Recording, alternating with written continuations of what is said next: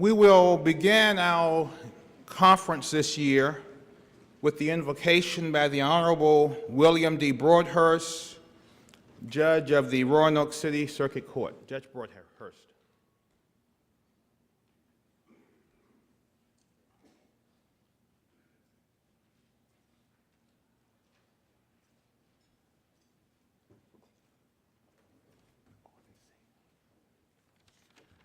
Good morning. Good morning. And on a personal note, if you want to add a special prayer for my name tag, I would appreciate it. But with that in mind, if you would bow with me. Eternal mystery, creator of life, join us here today. We thank you for those who have labored long to prepare for this week, and we thank you for this time to join together in fellowship. Protect us from the arrogance of power that can so easily settle on our shoulders each day. Clothe us in humility to serve those who come before us. Protect them from our mistakes. This week, give us attentive ears to hear and to learn. If we are given wisdom, let it be your wisdom. If we can sense truth, let it be your truth. If we can do justice, let it be your justice. Use these days to create in us spirits enlightened and refreshed. And when we scatter again at week's end, remain with us and bring us safely again to those whom we love. For you are our only strength, our rock and our Redeemer. Amen. Amen. Thank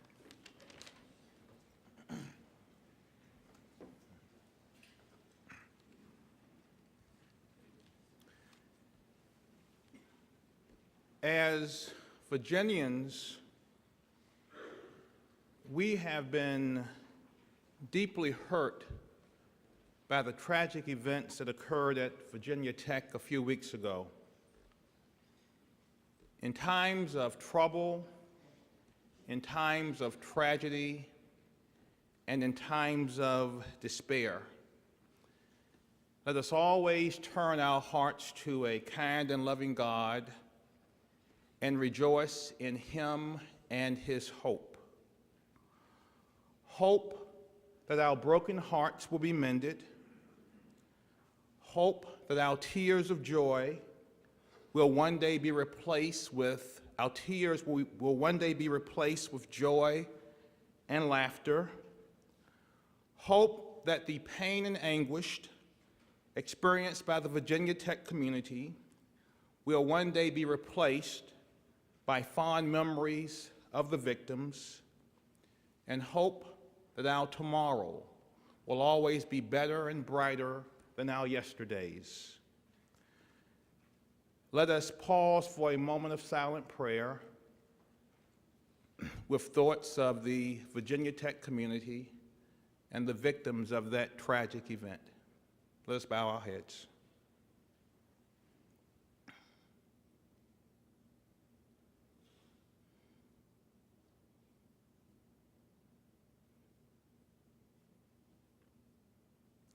Amen. It is my pleasure to introduce the new judges who are now members of our conference.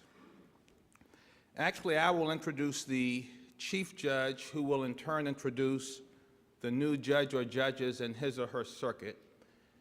And I ask you to hold your applause until all of the new judges have been introduced.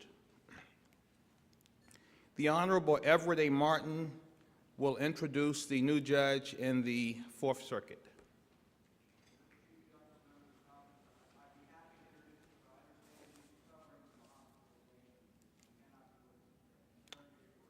Okay, thank you. Judge Pete Stout will introduce the new judge in the 13th Judicial Circuit.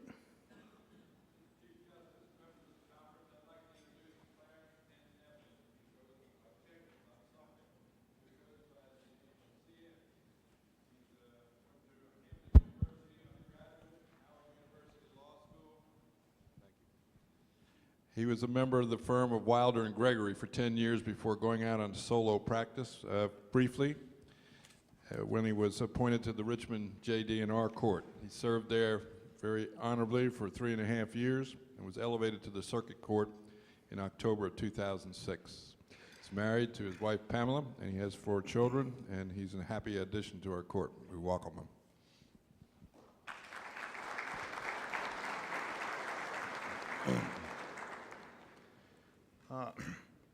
Judge Tolliver will introduce the new judge in the 15th Circuit. He will actually introduce 2 new judges in that circuit. Thank you. Mr. Chief Justice and members of the conference, it is my privilege today to introduce 2 new judges in the 15th Judicial Circuit.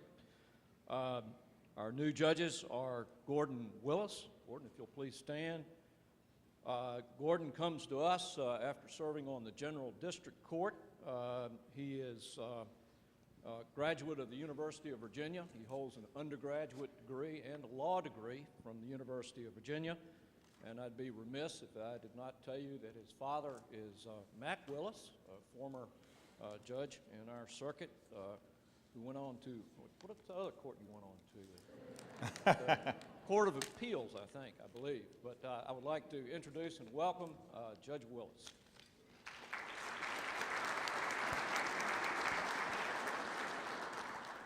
And David, if you'd stand. Also joining us on the 15th Judicial Circuit is Judge David Beck. He comes to us from the Juvenile and Domestic Relations District Court, where he's served for a number of years. And while this may sound a little bit like a broken record, he holds both his undergraduate degree and law degree from the University of Virginia. I was shocked yesterday when he told me that he was older than I was. But we welcome David Beck to our circuit. Thank you.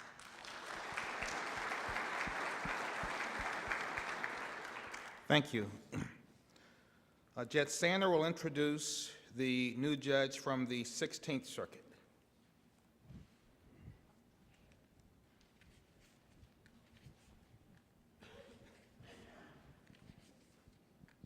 Mr. Chief Justice, members of the conference, it is my pleasure to introduce to you our newest judge in the 16th Judicial Circuit.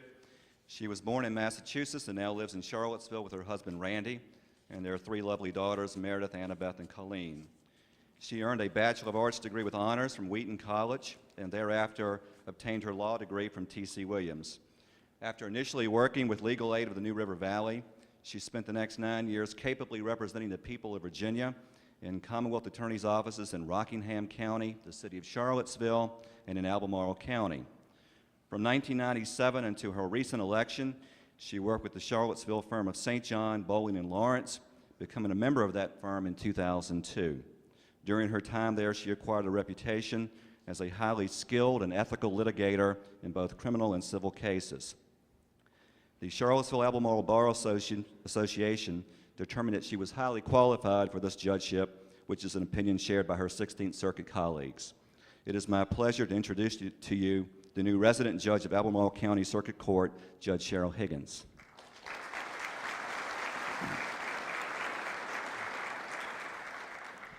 Judge McWeeny will introduce the new judge in the 19th Circuit.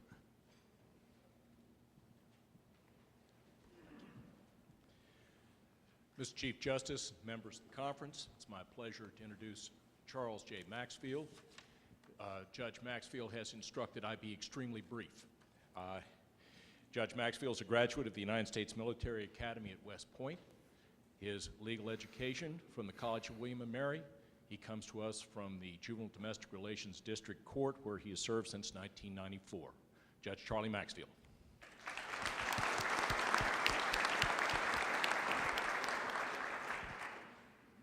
And Judge Kilgore will introduce the new judge in the 30th Circuit.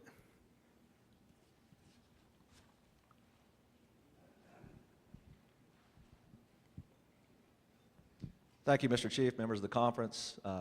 I'm pleased to introduce Joseph Carrico, who is here in front of me.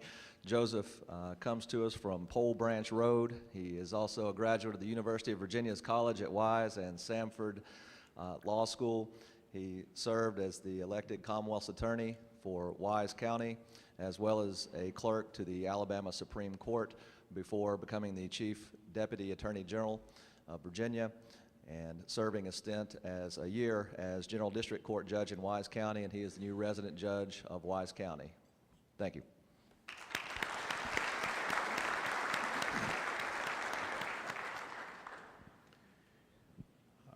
We welcome our new colleagues, and we look forward to working with you many, many, many rewarding years. We have several judges who have decided to retire, and in my judgment, for what it's worth, many of them are too young and too energetic to retire. And I am so happy that we have the list of judges subject to recall so that I can keep them busy. But those judges are, and please stand as I call your name, Judge Lydia Taylor, Judge Ann Hunter Simpson, Judge Harrison Braxton Jr., Judge Paul Petros,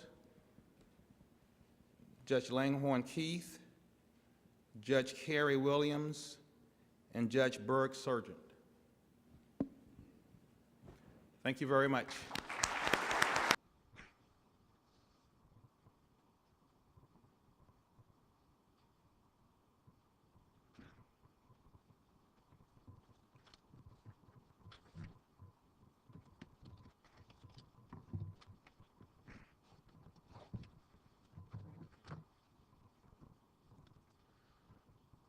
I am very honored to appear before you this morning to discuss Virginia's judicial system. I am happy to report with great confidence that our judicial system is strong, vibrant, and well-positioned to confront the challenges that await us as we work together to improve the quality of justice for our fellow Virginians. Since our last conference, Justice Elizabeth Lacey retired from the Supreme Court of Virginia. I thank Justice Lacey for her outstanding service, and we wish her well in her retirement. We are pleased that she continues to serve the citizens of this great Commonwealth as a senior justice.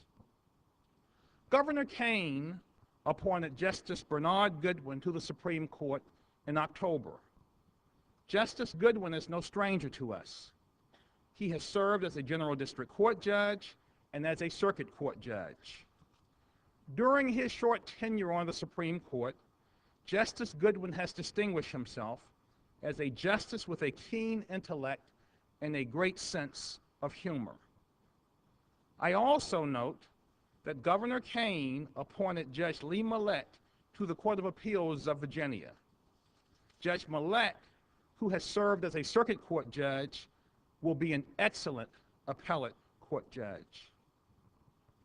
I acknowledge with great appreciation and gratitude the invaluable assistance, counsel, and guidance that I have received from my colleagues, Justice Keenan, Justice Kuntz, Justice Kinzer, Justice Lemons, Justice Agee, and Justice Goodwin.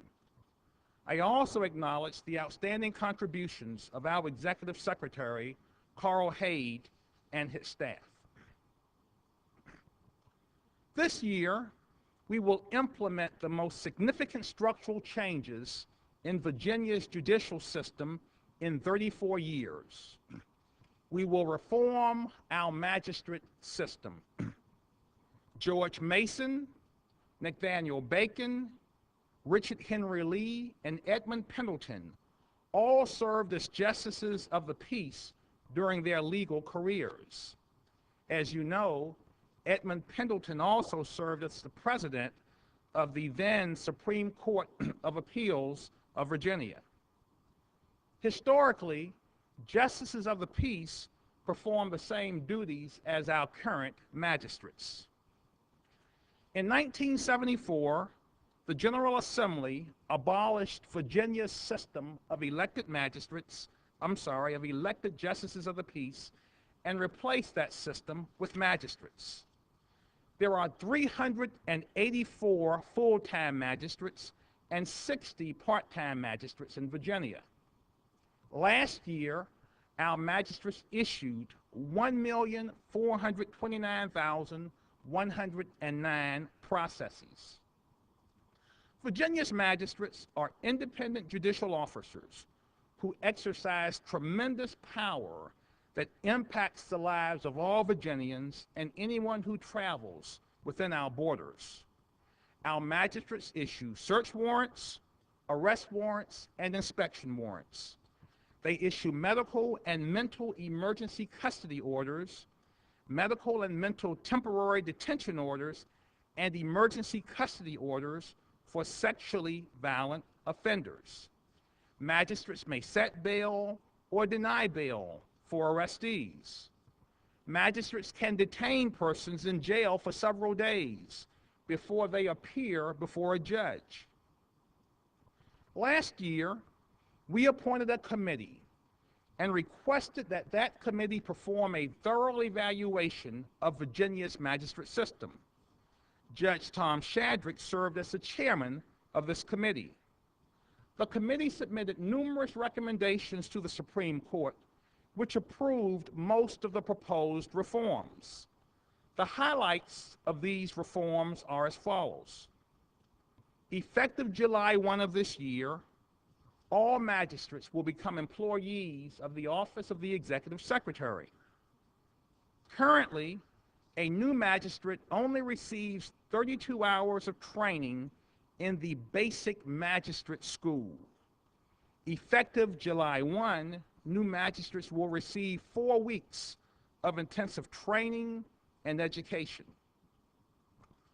All current magistrates will attend mandatory training courses, and they must be recertified by January 1 of 2010. To maintain their certifications, magistrates must complete a minimum of 24 hours of continuing education every 2 years and receive annual satisfactory performance evaluations. Chief magistrates will attend management and personnel courses. The Supreme Court will promulgate standards of professional conduct for our magistrates. The court will also establish a formal mechanism for the resolution of complaints that may be filed against magistrates. Even though Virginia's population has increased by over 500,000 citizens since the year 2001, the General Assembly had not created any new magistrate positions since that date. As a part of our comprehensive magistrate reforms, we will create 20 new magistrate positions in July. Schedules for magistrates must be uniform, predictable, efficient, and fair throughout the Commonwealth. Presently, our magistrates establish their own work schedules.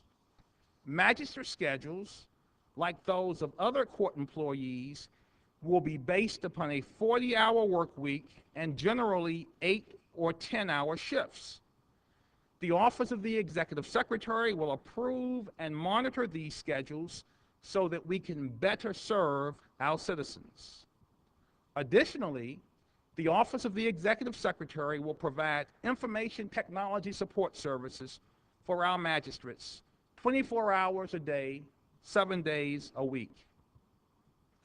I thank the General Assembly for enacting the necessary legislation that has authorized these significant structural reforms. Delegate Lacey Putney and Senator Janet Howell were the primary patrons of the magistrate reform legislation, and we are greatly indebted to them. We also owe a great deal of gratitude and debt to Senator Henry Marsh for his leadership and support of these significant structural changes. Even though the Commonwealth's economic status is precarious, the General Assembly appropriated approximately $8 million of new funding during the next biennium that will enable us to implement the magistrate system reforms.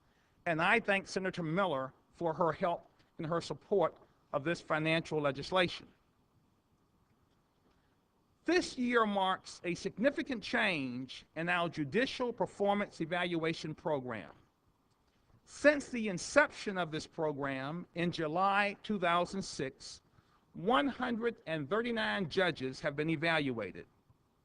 This program, which is administered by judges for judges, serves as an important assessment tool that will enable us to improve our performance and facilitate our professional growth. Since our last conference, Judge Suzanne Fulton has retired as the director of the Judicial Performance Evaluation Program. We thank Judge Fulton for her outstanding service. I am pleased to report that we have selected Ellen Marie Hess to serve as our new director for the Judicial Performance Evaluation Program. Justice Barbara Milano Keenan has been an outstanding leader in our efforts to establish and implement our Judicial Performance Evaluation Program. She served as the chair of the advisory committee that established our pilot program, and she was instrumental in the creation of the Judicial Performance Evaluation Program. She is the chair of our commission that establishes policies and provides oversight for the administration of the program. Justice Keenan will complete her tenure as chair effective June 30th of this year. We are very indebted to her, and I thank her very, very much. I have appointed Justice Lawrence Kuntz to serve as our new chairman effective July 1. Justice Keenan, Justice Kuntz has served as a judge on every level of Virginia's court system. He was a juvenile and domestic relations district court judge, a circuit court judge, a chief judge of the Court of Appeals of Virginia, and now a member of the Supreme Court. I am confident that Justice Kuntz will serve in this capacity with the highest distinction. This year, for the very first time, judicial performance evaluations for individual judges will be submitted to the chairman of the House of Delegates Courts of Justice Committee and the chairman of the Senate Courts of Justice Committee. The Supreme Court is in the process of preparing protocols to ensure that the evaluations remain confidential, which is consistent with prior agreements between the General Assembly and the Supreme Court. We continue to expand and improve the use of information technology services to better serve our citizens. We have expanded internet-based training classes for circuit court and district court employees.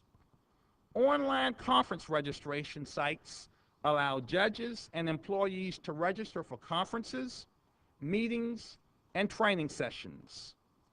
We have implemented case imaging systems that allow our courts to store, scan, and retrieve case records instantly and electronically. This system has been installed in approximately 30 of our circuit courts. We are improving our circuit court case management systems and our financial management systems to make those systems better and more user-friendly.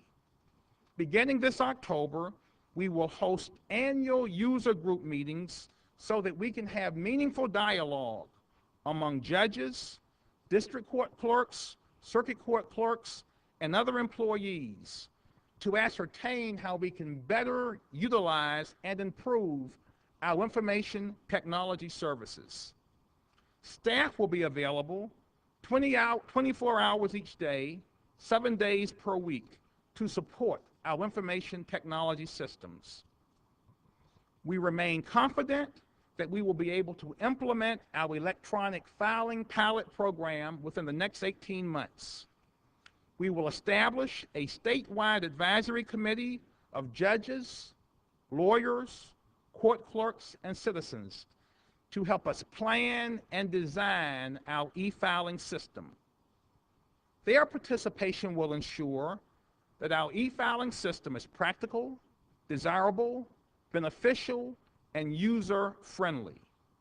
I assure you, we will design and implement an e-filing system that is second to none and that will serve as a model for other states. All courts in Virginia use our financial management systems and our case management systems, except the circuit courts in Fairfax County, Prince William County, and the city of Alexandria. Once we implement our electronic filing systems, the judges and lawyers in these circuits will not be able to enjoy the benefits of electronic filing because they will not have access to our case management systems. We are hopeful that we can resolve this significant impediment soon. In December of 2005, we began the journey of examining Virginia's mental health statutes and processes that affect our courts. During the 2007 fiscal year, there were 23,365 involuntary mental health commitment proceedings in Virginia. Simply stated, there were over 100 involuntary civil commitments in Virginia each day. We appointed a commission on mental health law reform chaired by Professor Richard Bonney. The commission made numerous recommendations to the General Assembly, which approved every recommendation. Significant statutory enactments include new commitment standards designed to help more people with mental illnesses, a requirement that representatives of community service boards and independent evaluators attend commitment hearings, thereby enhancing the likelihood of improved treatment alternatives and compliance with commitment orders, and new procedures that allow courts to order mandatory outpatient treatment, and new procedures that permit courts to improve the monitoring and enforcement of treatment orders. The General Assembly unanimously approved Senate Resolution 42, which directs the Joint Commission on Mental Health to review, receive, and evaluate recommendations from our Commission on Mental Health Law Reform. We thank the Commission and its chairman, Professor Bonney, for its outstanding work.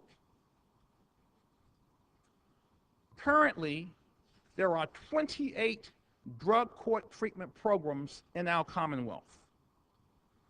Drug court treatment programs were established to identify and help non-violent offenders break the cycle of drug addiction and dependency.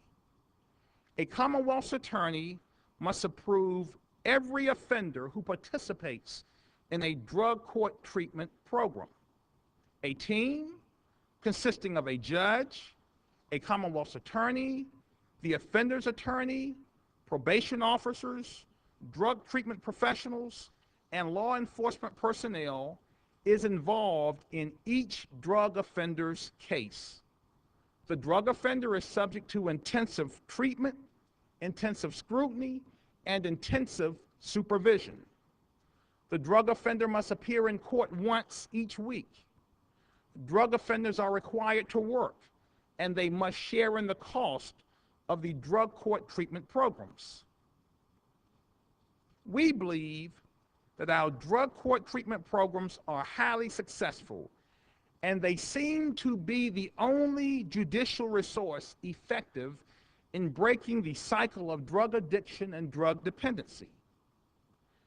During this past session of the General Assembly, we had to fight very hard to retain funding for our drug court treatment programs. Even though I am happy to report that we prevailed, we must remain very vigilant in our efforts to retain funding for these very important and successful programs. Virginia's population continues to grow older. Currently, over 1 million Virginians are 60 years or older. This figure represents 15% of our population. By the year 2030, 25% of all Virginians will be 60 years or older. Our aging population will have a significant impact upon our courts, and we must be prepared to accommodate our fellow Virginians. Our aging citizens must have complete access to court facilities and related services. We must be sensitive to their possible apprehensions about the use of electronic technology that we increasingly rely upon to achieve greater efficiencies in our courts. We must be able to respond to an anticipated increase in legal proceedings that involve probate, guardianships, advance directives, elder abuse, and elder neglect. We must ensure that court-appointed fiduciaries protect and not harm our citizens. We simply cannot allow court-appointed fiduciaries to prey upon our aging Virginians.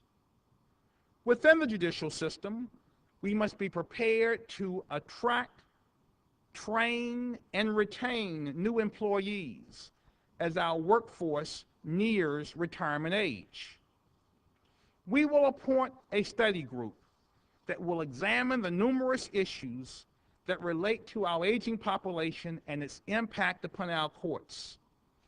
We must make every effort to ensure that our aging Virginians are treated with the utmost dignity and respect, and that our courts are accessible, responsible, and sensitive to their needs.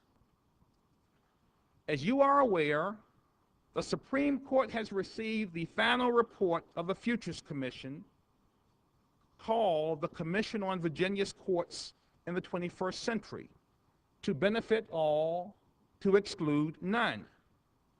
The Judicial Council of Virginia has reviewed the report and has made numerous recommendations to the Supreme Court.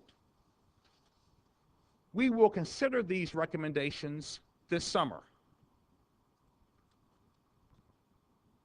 Our courts do not operate in a vacuum, and when public health crises arise, these crises will impact all of us.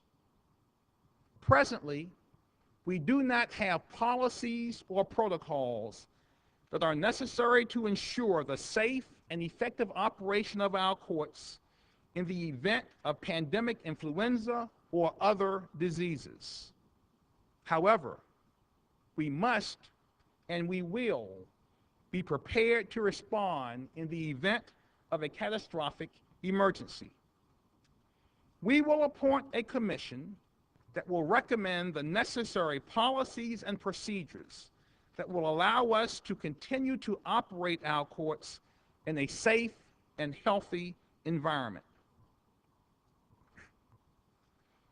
It is no secret to anyone that during this past session of the General Assembly, the House of Delegates and the Senate of Virginia had a very difficult time electing judges for numerous vacancies that existed. Judge Robert Humphreys, a highly respected member of the Court of Appeals of Virginia, was a casualty of legislative disagreement, and he was unable to serve as a judge for a period of 6 days. Several vacancies remain unfilled. The Supreme Court was not silent during this impasse. We were tireless in our efforts to encourage the General Assembly to resolve this impasse. Even though this impasse exposes a weakness in the process of electing judges, I remain very confident that Virginia's process of electing judges is far better than systems of popularly elected judges that are utilized in the vast majority of states. I am also pleased to report that this legislative impasse did not disrupt our judicial operations, in large part because of the willingness of our retired judges to serve. We are very indebted to our retired judges, and we thank you very, very much for your help. Each year, during the past 5 years, we have sought, without success, to increase compensation for our retired judges. This issue will be among the most important priorities during our next session with the General Assembly.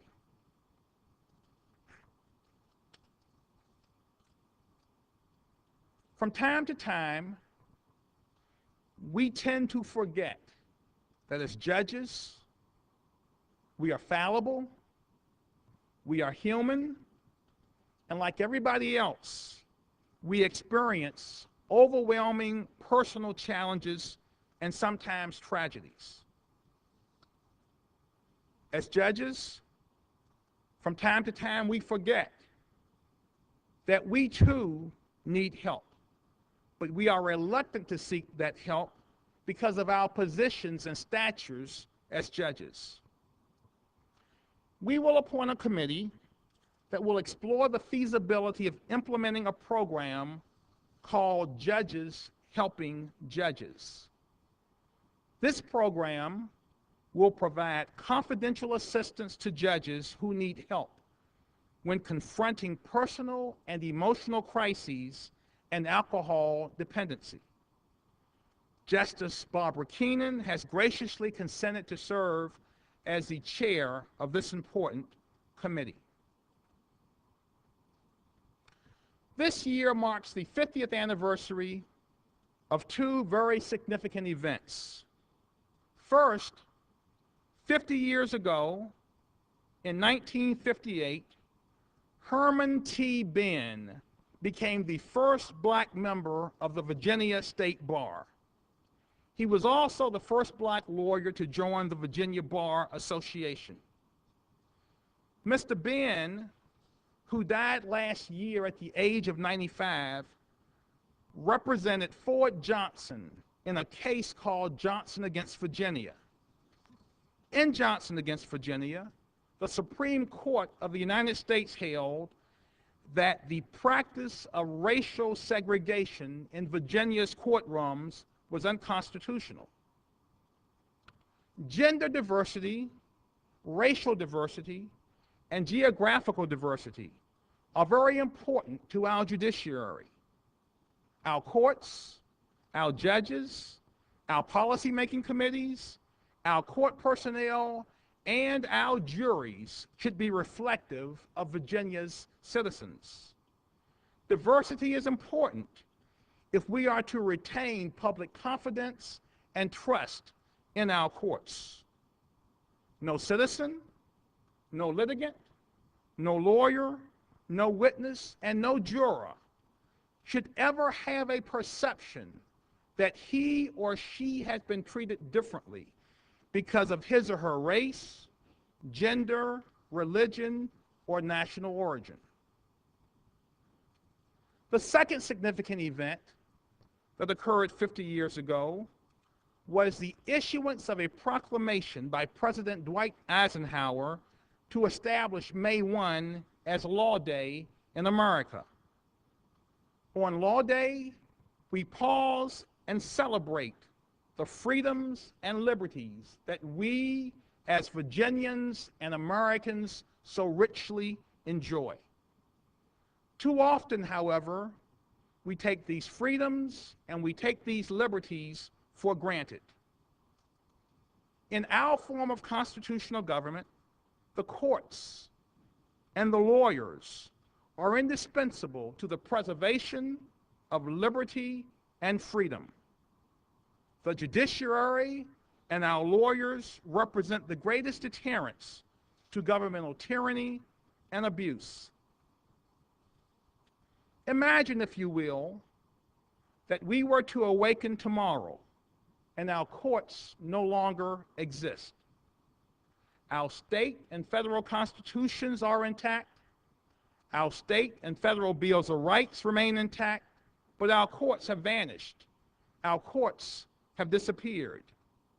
Imagine, if you will, that just as in Pakistan, we as judges are arrested, imprisoned, and removed from office because we sought to discharge our constitutional duties as judges. What would happen? Who would ensure that our rights to free speech, our right to practice religion, and our right to be free of unreasonable searches and seizures, who would ensure that these rights would be honored? Who would protect our right to vote, our right to assemble, and our right to petition the government? Who would dispense with justice impartially, free of political considerations? Who would resolve disputes between the executive branch of government and the legislative branch of government? The answers, my friends, are simple. No one. Without a strong and independent court system, no one would protect our basic rights, freedoms, and liberties. Our sacred right to a trial by jury would vanish. Without a strong and independent judiciary, despotism and tyranny would replace our democracy. As we perform our duties each day as judges, we must never forget the importance of our responsibilities. And I remind you that Virginia's judicial system is the oldest in the nation, and we are one of the largest in the nation. Each year, we resolve more cases in Virginia than the entire federal judiciary. As we discharge our duties as judges, let us strive to do so with patience and humility. Let us administer justice impartially and, when appropriate, with compassion.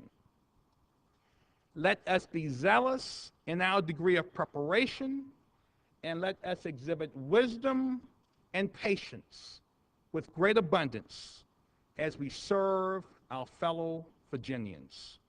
May God bless this Commonwealth and our honorable courts. I thank you for your attention.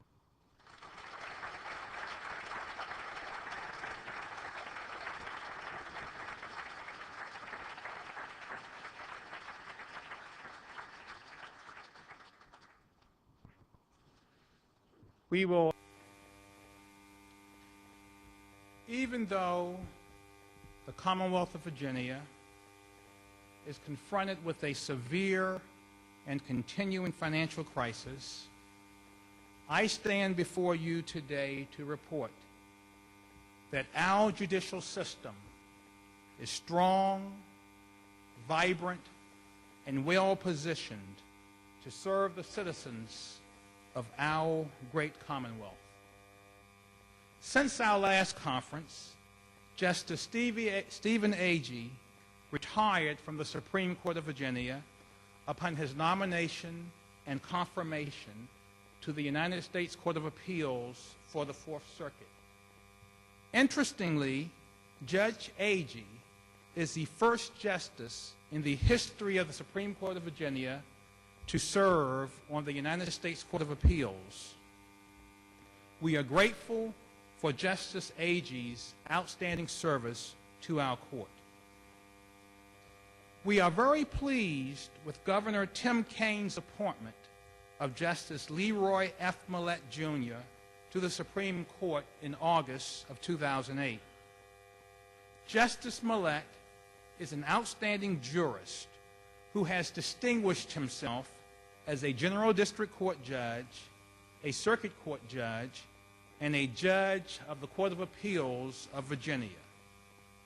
During his short tenure on the Supreme Court, Justice Millett has exhibited a great intellect and a wonderful sense of humor. We are honored to have Justice Millett as our colleague and our friend. I note that since our last conference, Governor Kaine has appointed Judge Cleo E. Powell and Judge Rossi D. Austin, Jr. to the Court of Appeals of Virginia.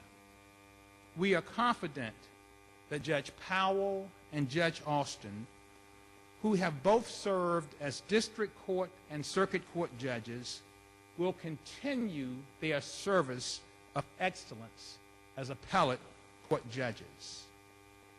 I acknowledge with great appreciation and gratitude the invaluable service, advice, counsel, and guidance that I have received from my colleagues and my friends, Justice Barbara Milano Keenan, Justice Lawrence L. Kuntz, Justice Cynthia D. Kinzer, Justice Donald W. Lemons, Justice S. Bernard Goodwin, and Justice Leroy F. Millett. We also acknowledge the outstanding contributions of our Executive Secretary, Carl R. Haid, and his staff. Mr. Haid and his staff have made invaluable contributions to the Supreme Court, and we thank them immeasurably. Our state and our national economies are in trouble. The Commonwealth's tax revenues have declined significantly, and consequently, all branches of government, including the judicial branch, have been required to reduce expenditures.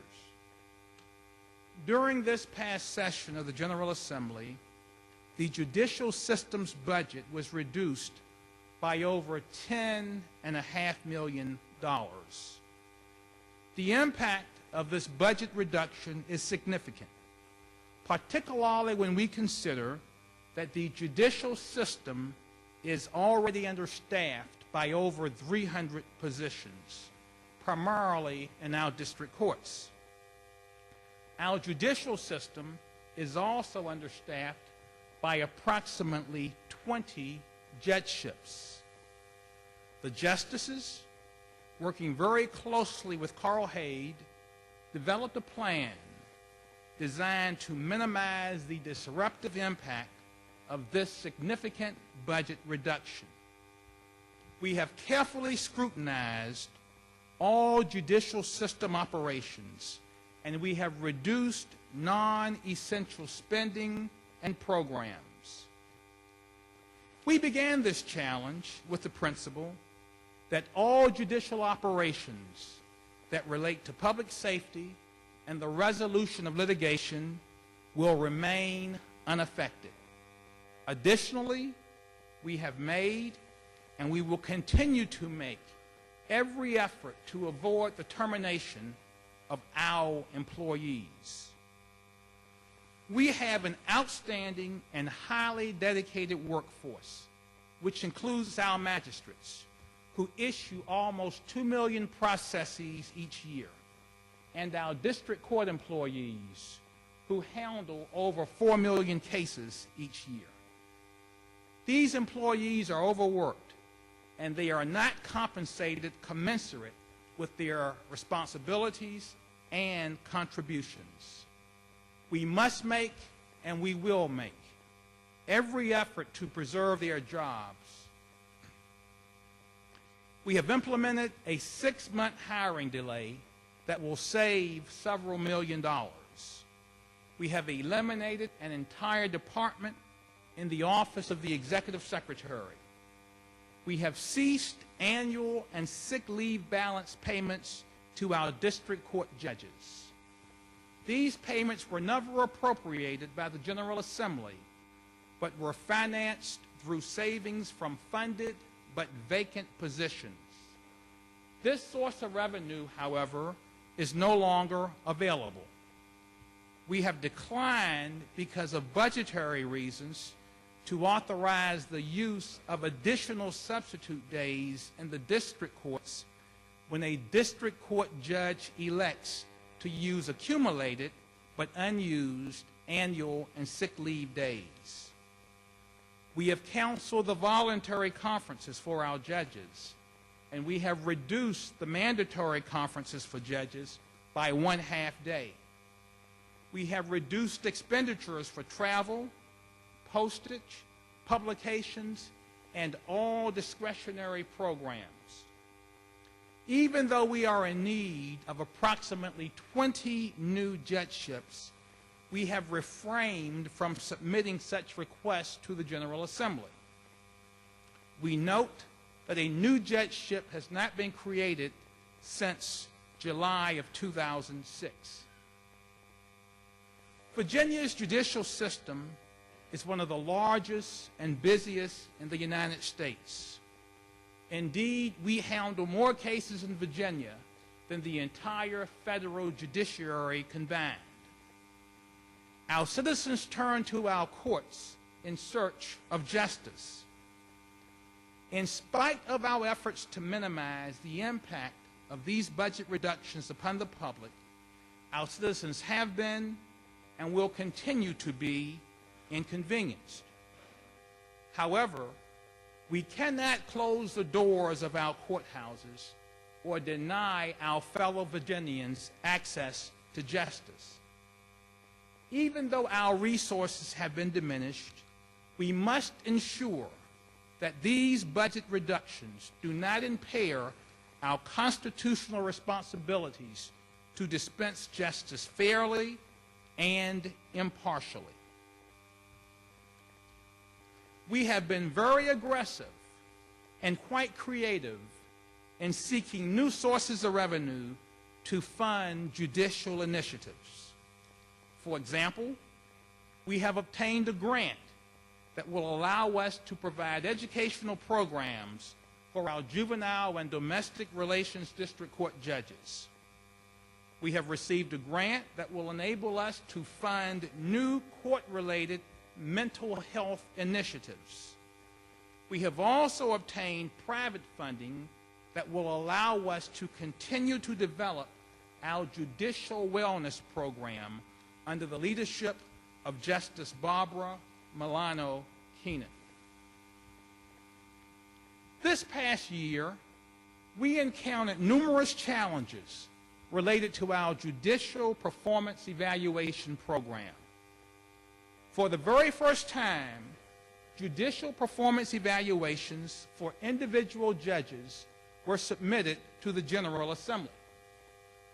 Upon the inception of the Judicial Performance Evaluation Program, the Supreme Court reached an agreement with certain leaders of the General Assembly regarding the distribution of the judges' performance evaluations.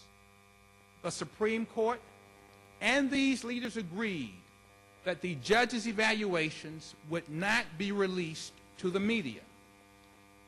Consistent with this agreement, the Supreme Court submitted the reports of the evaluations by order to the chairman of the House of Delegates Courts of Justice Committee and the chairman of the Senate Courts of Justice Committee. A dispute arose because some legislators questioned the Supreme Court's authority to transmit the performance evaluations by order.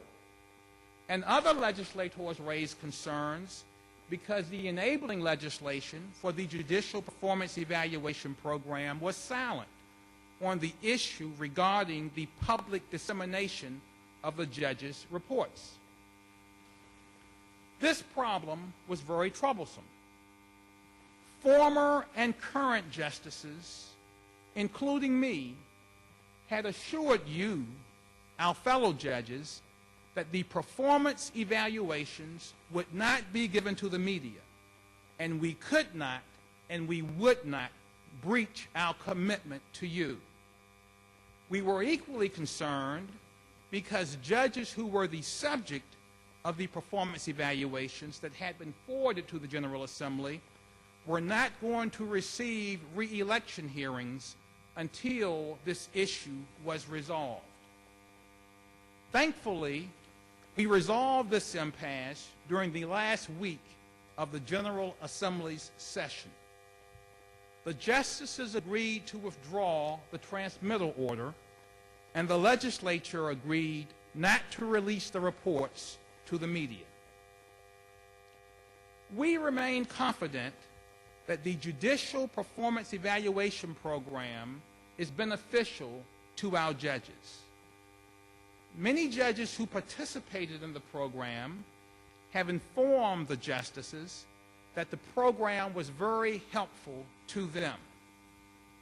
Legislators of both political parties have stated that the evaluations have improved the quality of the judicial re-election process, and that the evaluations proved to be a tremendous benefit to you, our judges.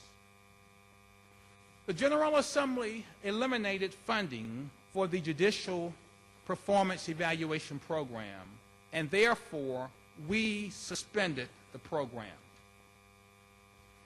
Once we are able to agree upon a permanent solution that will ensure the confidentiality of these evaluations, we will once again seek funding for the General Assembly for the restoration of the program.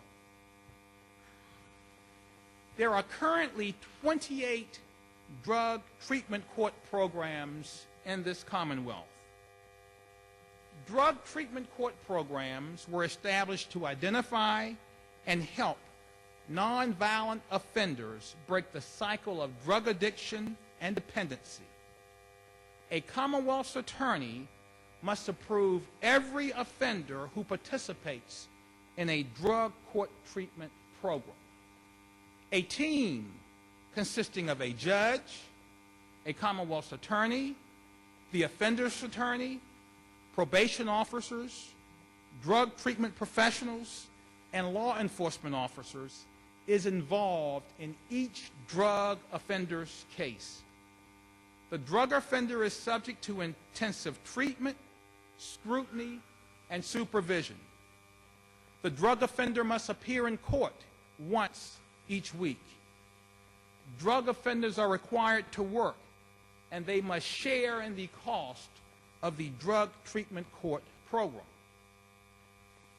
We remain very confident that drug treatment court programs work, and they seem to be the only effective judicial resource in helping to break the endless cycle of drug dependency and drug addiction.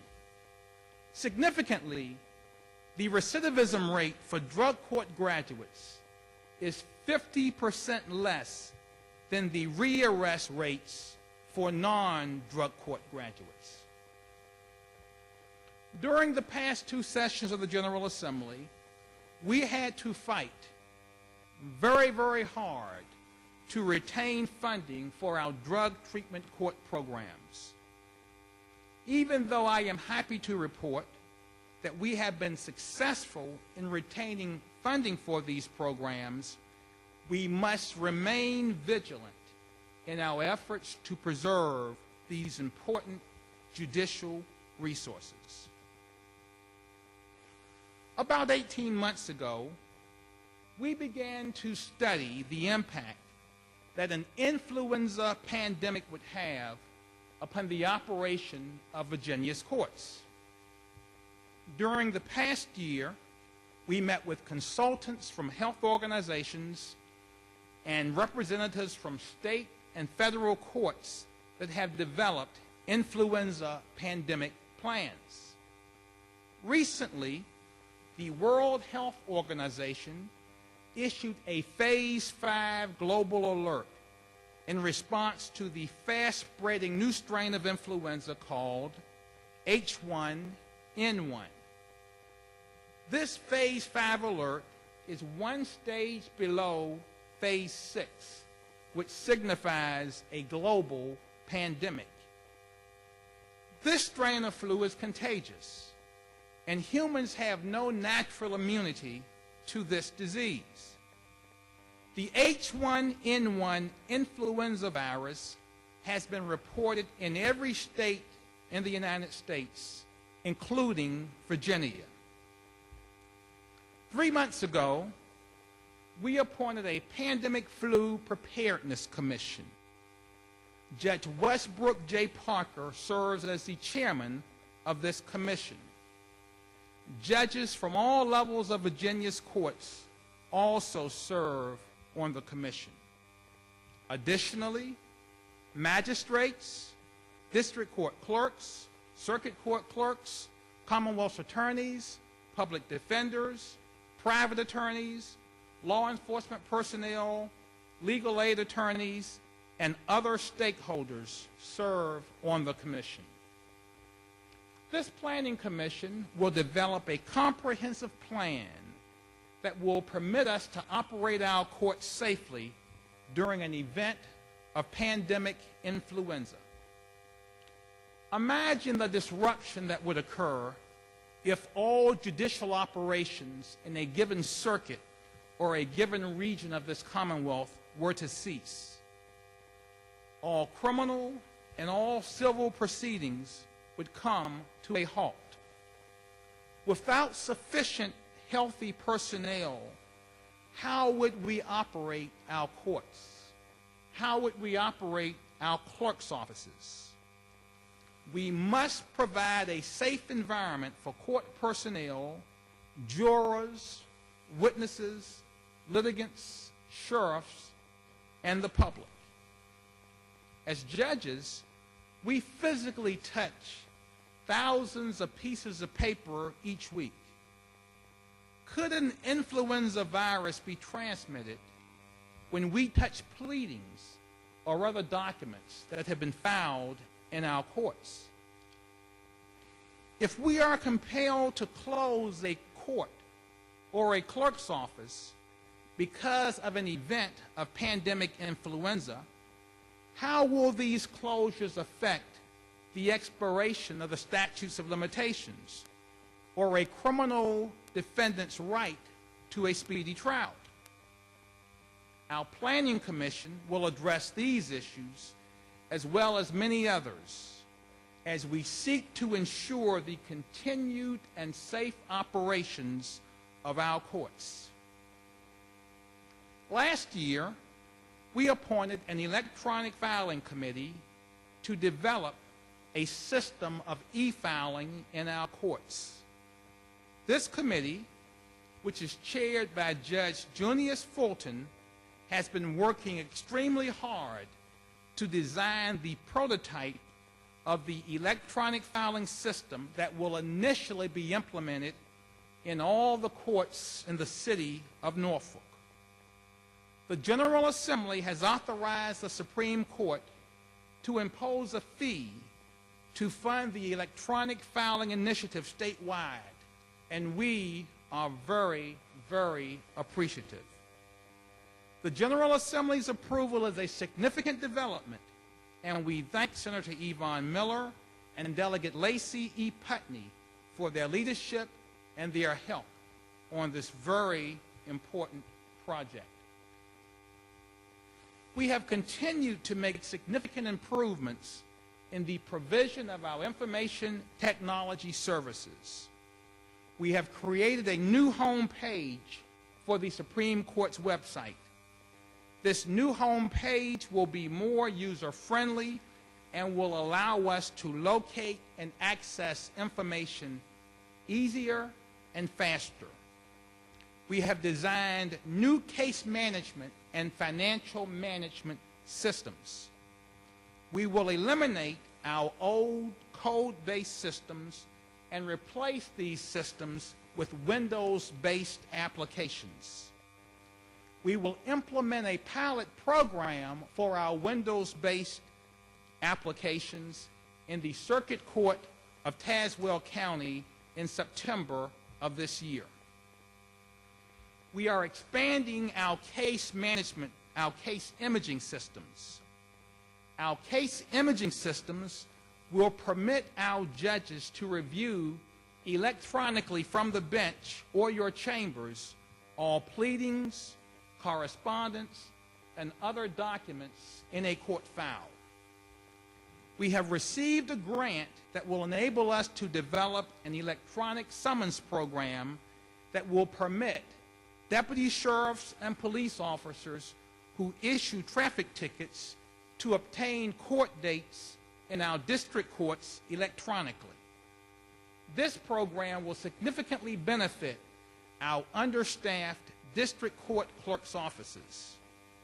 The e-summons program will also permit a person who has received a traffic ticket to monitor his or her case, including hearing dates, on our website. We continue to provide computer tutorial sessions for all our judges. We will actually come to your chambers to help you. We encourage you to take advantage of this opportunity. We remain very concerned about access to the courts for Virginia's indigent citizens.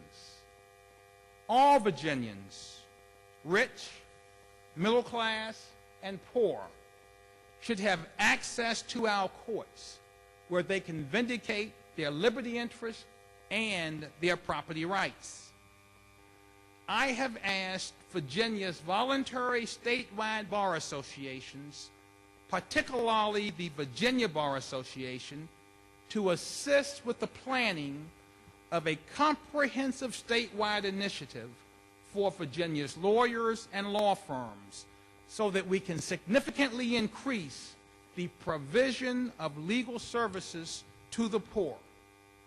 We plan to develop a voluntary program that will encourage every Virginia lawyer to provide pro bono services to the poor.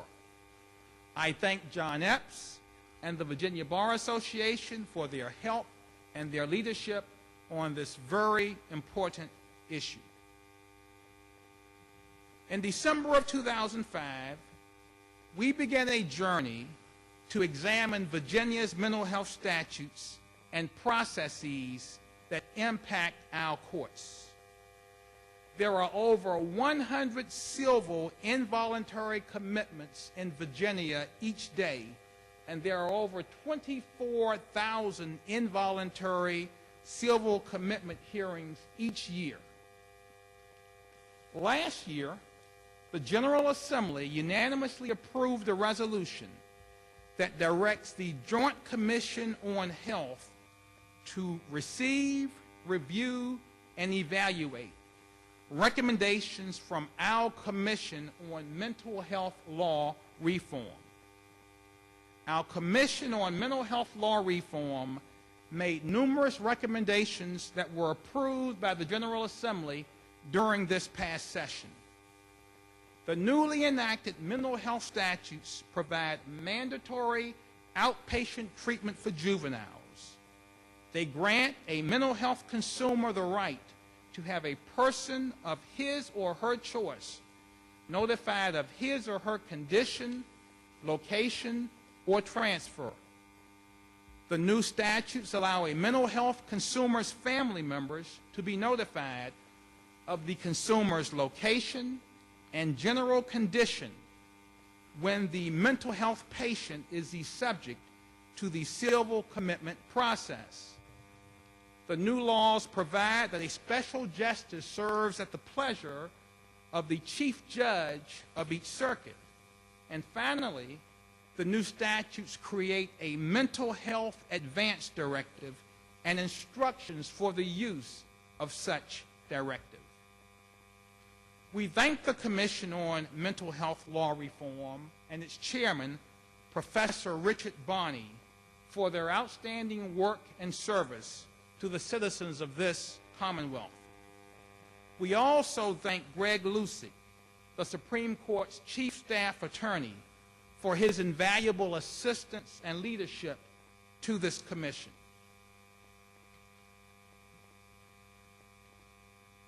"50 years ago, the Supreme Court of Virginia issued a seminal opinion that had a tremendous impact upon the rule of law and race relations in Virginia.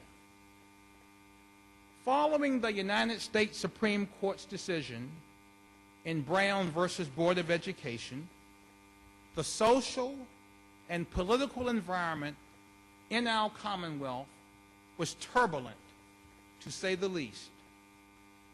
Virginia, like many other southern states, embarked upon a policy of massive resistance to the Supreme Court's mandate that the states integrate the public schools. In 1956, the General Assembly of Virginia enacted numerous statutes that divested local control of any public school that chose to integrate. Authority, power, and control of such schools were vested in the Commonwealth, and the governor was given the statutory authority to operate the schools.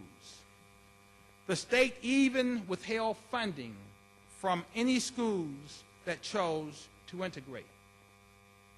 Then President Eisenhower injected himself into Virginia's political debate. President Eisenhower instructed Virginia's governor, Lindsey Almond, to obey the mandate of Brown versus Board of Education.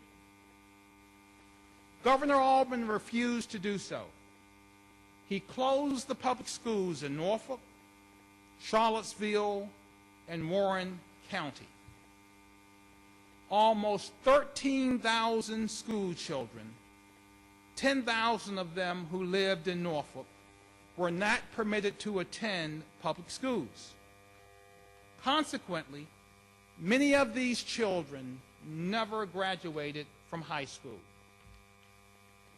The Attorney General of Virginia, Albertus S. Harrison, who would later serve as governor and also was a member of the Supreme Court, filed a petition for a writ of mandamus in the Supreme Court. And he requested a declaration that the statutes that authorized the closing of the schools complied with the Constitution of Virginia.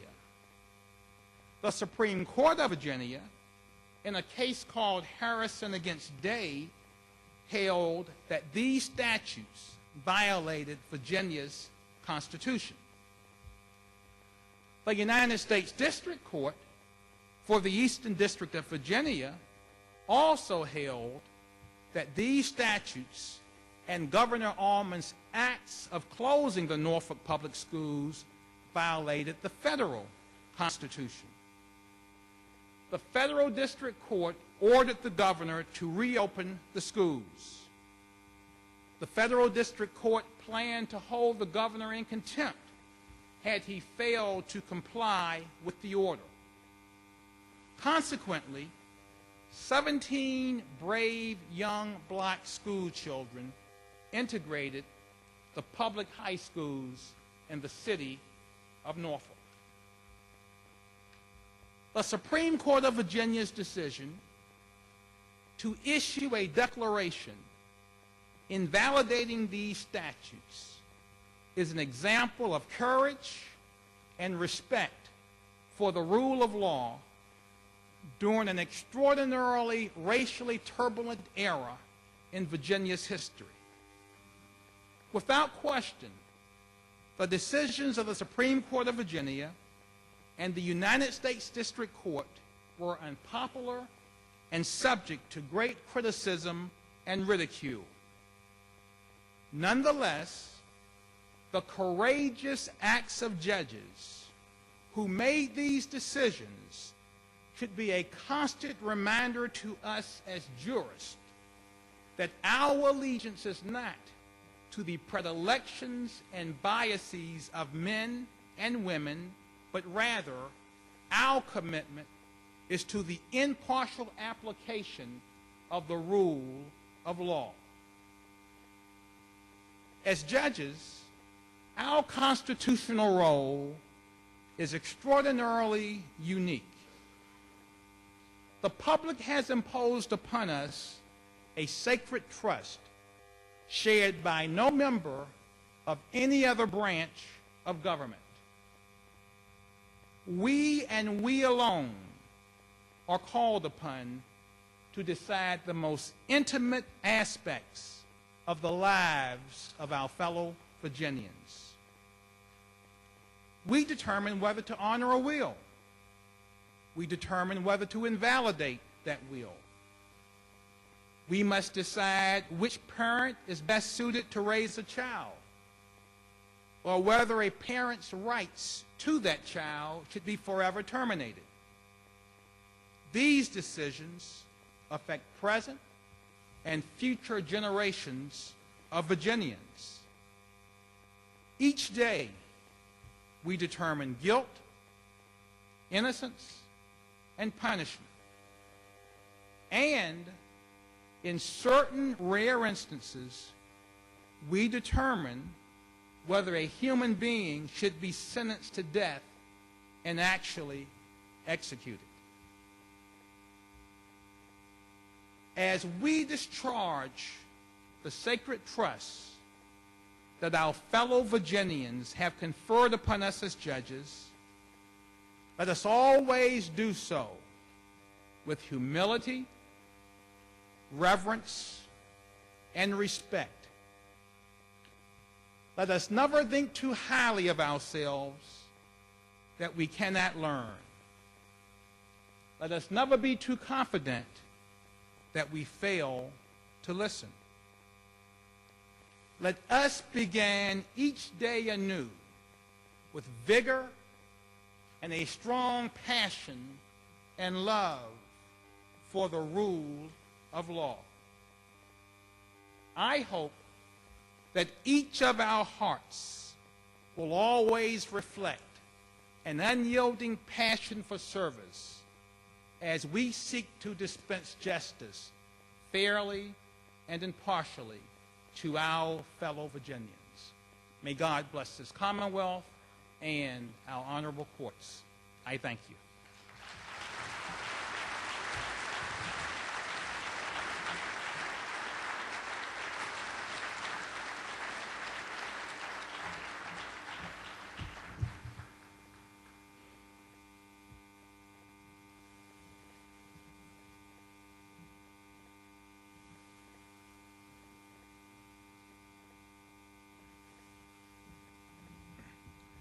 I summons Carl for a most important question. We've been sitting for a long time, so we will take a break.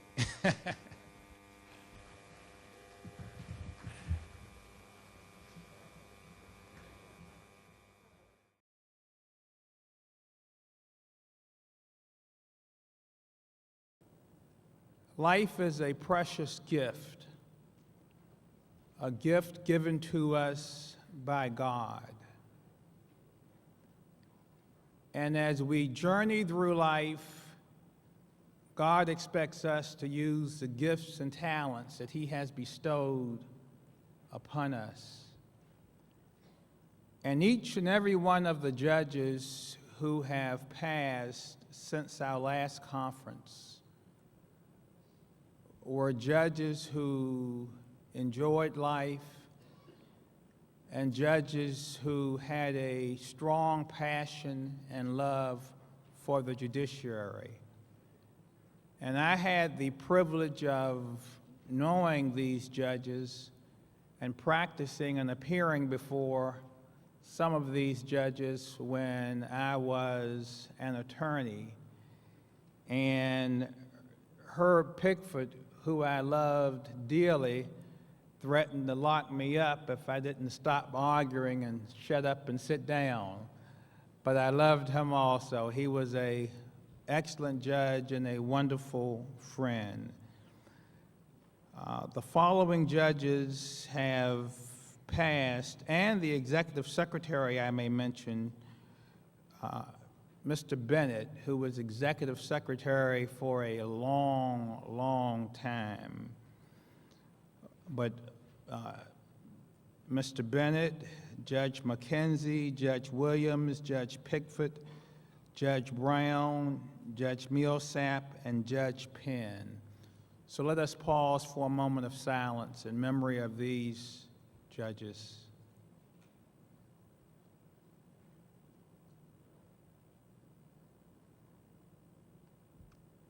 Amen. Now I have the honor of doing something that is very pleasurable, and that is to present 25 Years of Service Awards. The first award I will present goes to Judge Kendrick. Judge Kendrick, will you please come forward?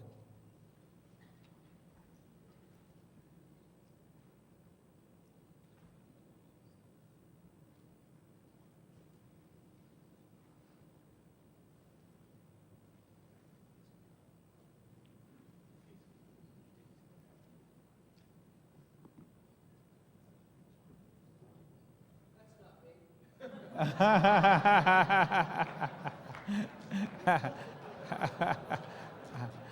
I can take that award and go outside and sell it and make a few dollars.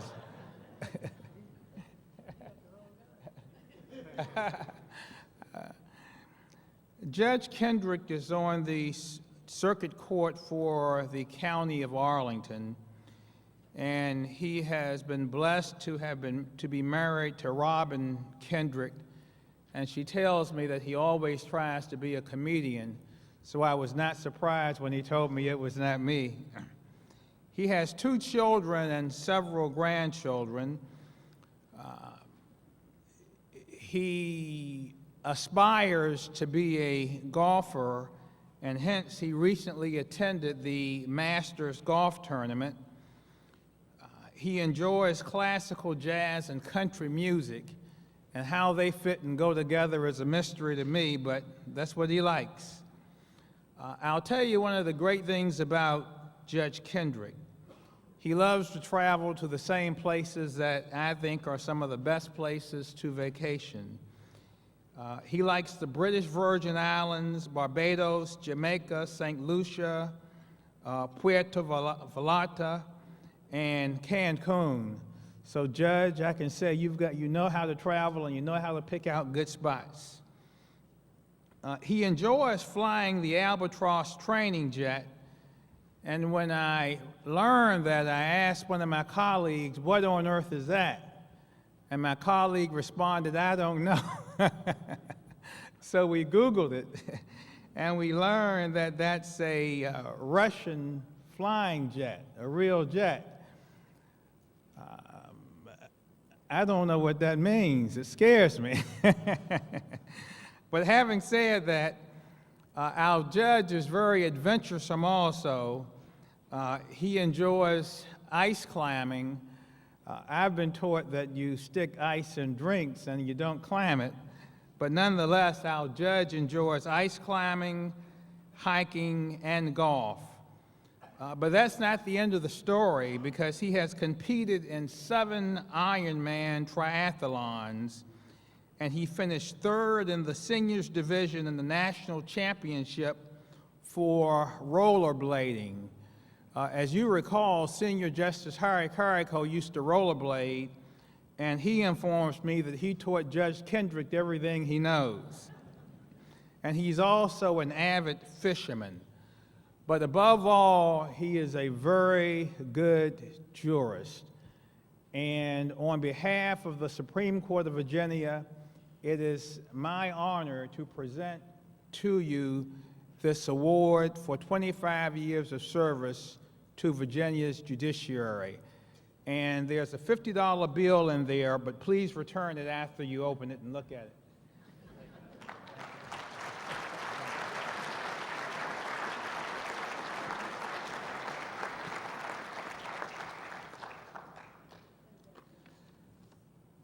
Judge Wilfred Taylor, will you please come forward?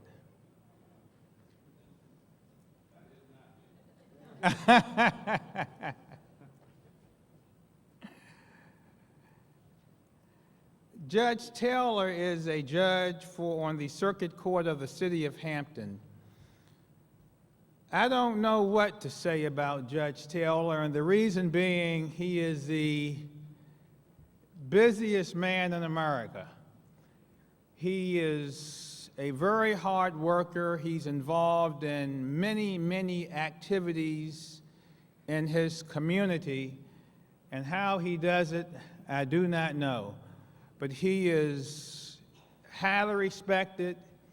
He truly has a heart of service. He helps kids in his community. He's active in his church. And I believe he even sings in the choir at his church. You want to sing something for us? Not today, not today.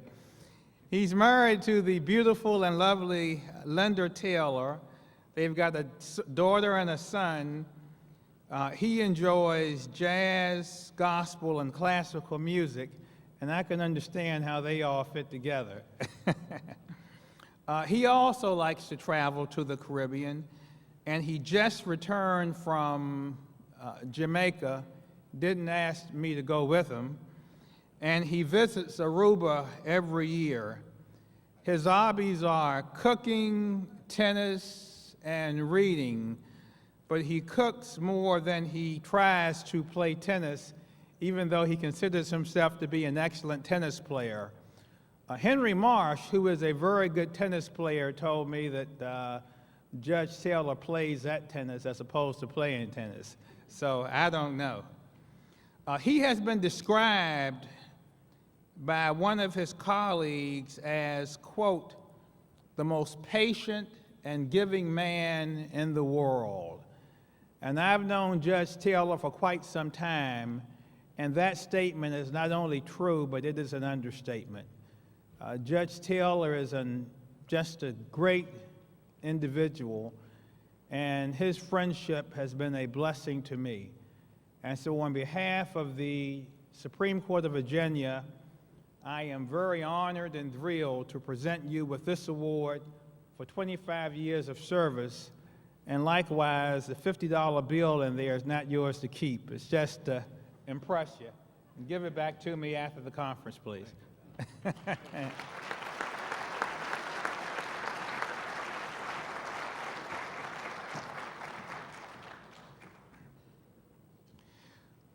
We are very pleased to have numerous guests at the conference, including Senator Yvonne Miller, representatives from the Virginia State Bar, the Virginia Bar Association, the Virginia Trial Lawyers Association, the Virginia Association of Defense Attorneys, the Virginia Women's Attorneys Association, the Old Dominion Bar Association, the Commonwealth Attorneys Association, the Local Government Attorneys Association, and the Virginia College of Defense Lawyers.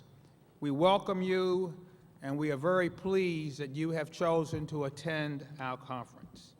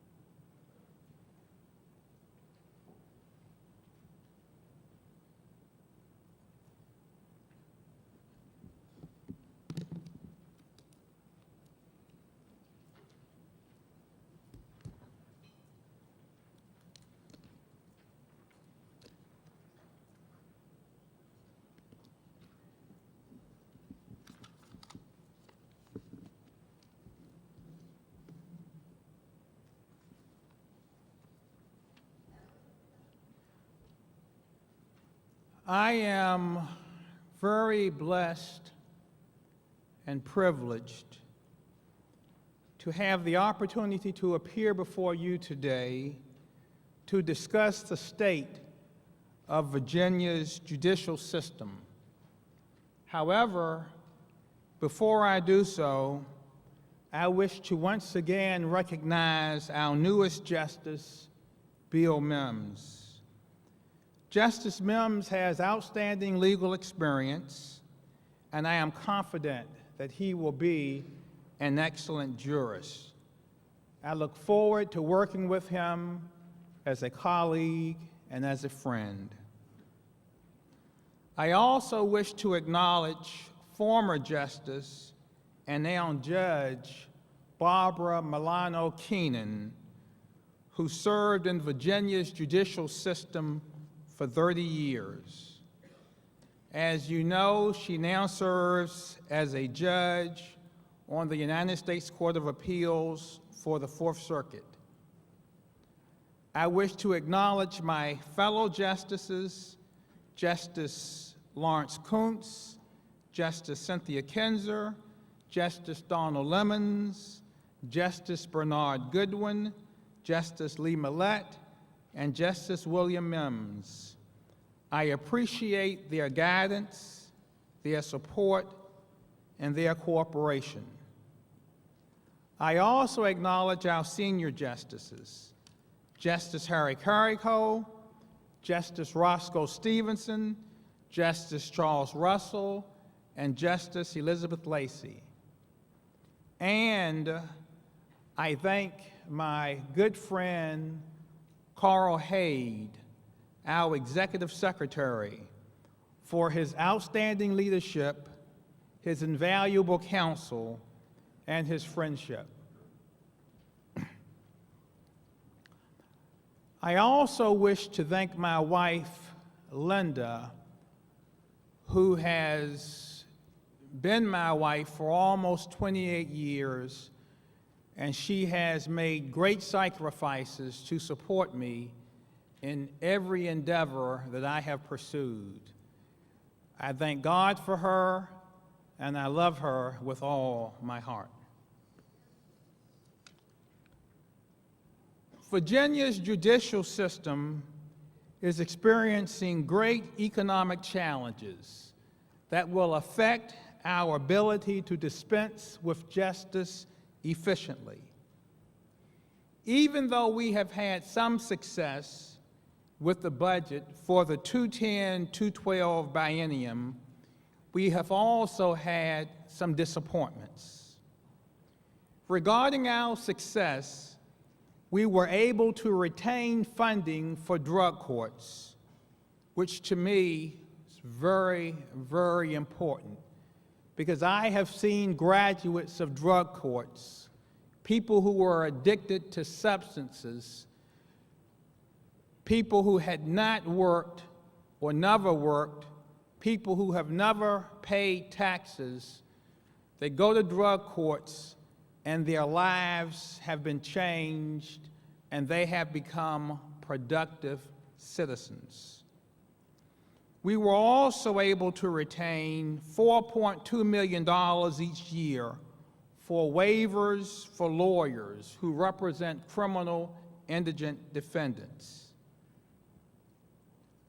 We also were able to retain in the budget $600,000 for waivers for the current fiscal year that ends June 30. However, these funds have already been paid to court-appointed lawyers, and we do not have any revenue left to pay for additional waivers this fiscal year. The General Assembly made a budgetary decision that it will not fill judicial vacancies that occur between February 15 of this year and June 30, 2012. The General Assembly's policy decision represents a savings of $11.2 million. The General Assembly's savings are based on the assumption that 50 judges will retire or leave the bench by June 30, 2012. A reduction of 50 judges represents a decrease of 12% of Virginia's total judges.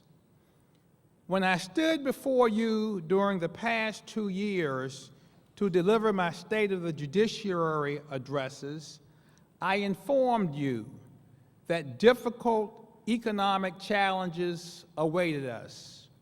Some of you believed me, some of you doubted me.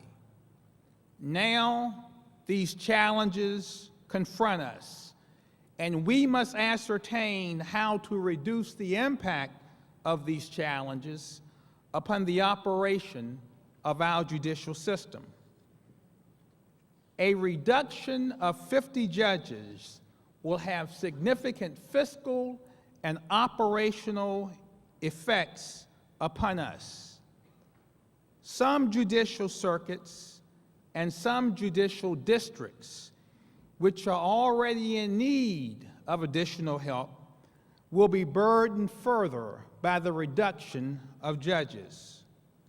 Additionally, and potentially troublesome is the fact that if 50 judges do not retire during the biennium, we will have to make additional cuts in our budget because the appropriation from the General Assembly does not include funding for these 50 judgeships. Please remember that we are confronted with extraordinary economic challenges that we have not experienced since the Great Depression. The General Assembly was forced to make difficult choices that impact all branches of government, including the judiciary. As judges, we must work together to reduce the effect of the loss of revenue and the loss of judges and the impact of those losses upon the dispensation of justice. Even though I have the authority, pursuant to Article 6, Section 4 of the Constitution of Virginia, to reassign circuit court judges temporarily to other circuits to help out, I will not and I shall not exercise that constitutional power.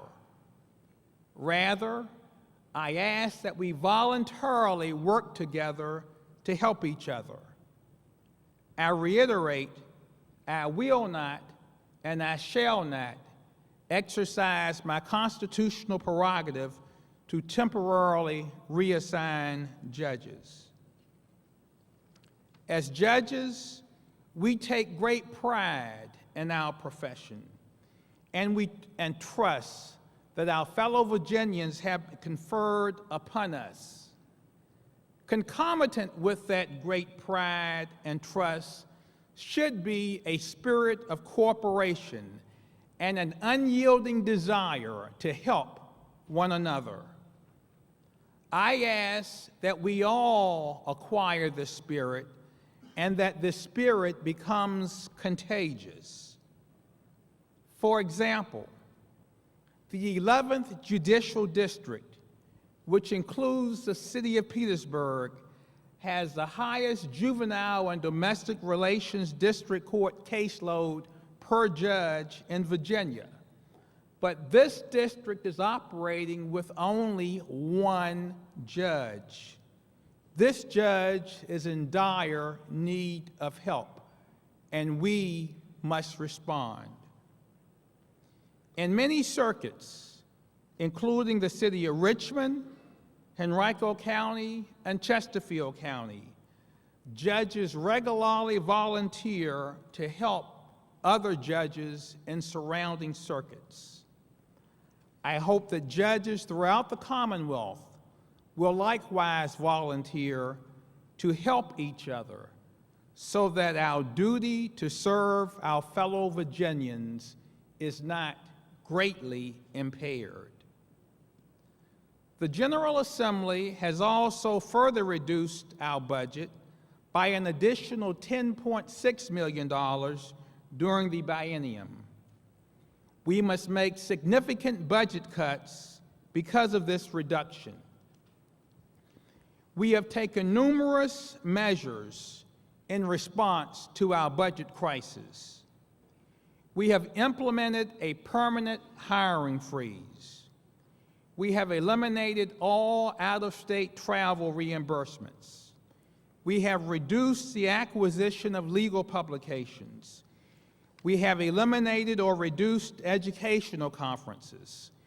We have renegotiated contracts. We have eliminated a department in the Office of the Executive Secretary, and we have taken other actions which have proven to be very unpopular. However, I am very happy to report that we have avoided terminating employees, an objective that is very, very important to me and also important to the justices of the Supreme Court. Approximately 4 years ago, we began working on a continuity of operations plan in the event that our courts were affected by an event of pandemic influenza. In February of last year, we appointed a Pandemic Flu Preparedness Commission chaired by Judge Westbrook Parker. The commission, which performed exceedingly well in a very short period of time, developed a comprehensive plan that will allow us, hopefully, to operate our courts safely during the event of a pandemic influenza disaster or any other type of disaster. I thank Judge Parker very much for his outstanding leadership on this commission. Initially, when the commission was formed, I told Judge Parker he had 18 to 24 months to get the job done. However, once we began to experience events of pandemic influenza, I told Judge Parker he had 6 months to get the job done. And to his credit, and with his outstanding leadership, the committee met our new 6-month timeline. The General Assembly also responded and enacted the necessary legislation that will allow us to implement the Commission's plan. I thank Senator Henry Marsh and Delegate Clay Athey for their leadership and their support in getting this legislation enacted.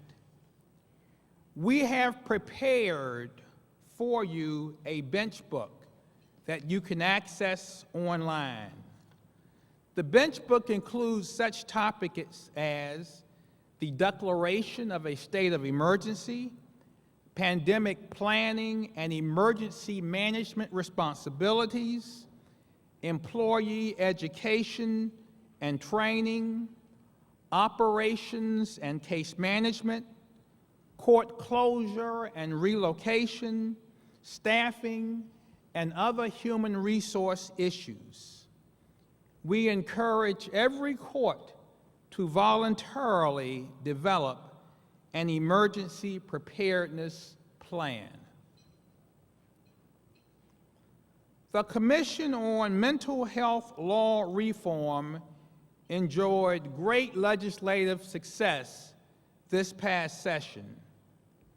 In December 2005, we embarked upon a journey to examine Virginia's mental health laws and processes that impact or affect our courts.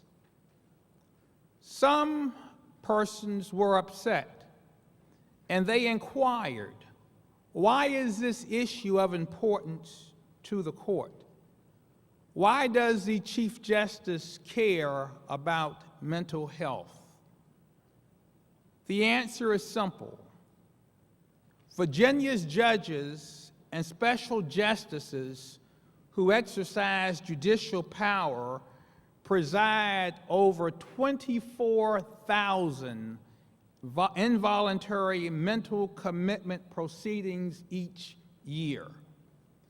In recognition of the importance of the Supreme Court's committee, in 2008, the General Assembly unanimously directed the Joint Commission on Healthcare to receive and review recommendations from the Supreme Court's Commission on Mental Health Law Reform.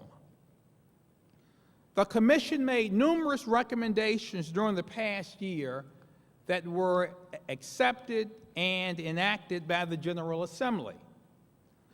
Among the recently enacted statutes is the Psychiatric Treatment of Minors Act. This comprehensive act consolidates the various statutes that were spread throughout the code into a single more friendly user Juvenile Commitment Act. Many provisions in the Juvenile Commitment Code were modernized to reflect the new streamlined procedures and procedural safeguards that had been incorporated the prior year into the Adult Commitment Code. The new statutes improve proceedings for the appellate review of commitment proceedings. The new statutes also provide that the filing of an appeal does not suspend the underlying commitment order, and the appeal does not extend the period of the commitment. We thank the members of the General Assembly who have contributed to the Commission's work. These members include Senator Janet Howell, Senator Louise Lucas, and Senator Mary Margaret Whipple. We also wish to thank Speaker Bill Howell, Delegate Terry Kilgore, Delegate John O'Bannon, and Delegate Dave Albo for their leadership, help, and support with these issues. We have continued to make significant strides in the development of our information technology capabilities. We have installed video docket systems in the Circuit Court of Loudoun County and the Fairfax Juvenile and Domestic Relations District Court. We have expanded our case imaging system, and we have installed this system in 44 circuit courts. Our new Java version of the Circuit Court Management System, case system, has been successfully implemented in the Circuit Court of Tazewell County and the Circuit Court for the City of Norfolk. We intend to install the new Java version of the case management system, which has been very well received in all circuit courts that use the Supreme Court's information technology system. Our information technology enhancements will significantly enable us to reduce the cost of our operations and hence save money. For example, since the implementation of our online payment of post-court fines and costs, we have collected $14 million electronically, which has reduced employee time. We are averaging approximately 32,000 electronic pre-court and post-court payments per month for a total of $4.2 million. Many of our information technology enhancements have been funded through private grants, and we have avoided the use, in many instances, of non-taxpayer dollars, rather. I wish we could get some more non-taxpayer dollars. We are in the process of implementing an electronic filing system in the circuit and district courts of the City of Norfolk. All members of the Virginia State Bar and their staff will be allowed to file pleadings electronically. I assure you that our e-filing screens will be user-friendly, extraordinarily user-friendly for judges, attorneys, and clerks. We are developing a prototype of the e-filing system, and judges and lawyers throughout the Commonwealth will receive demonstrations and provide input before the initial implementation of the pilot program in Norfolk.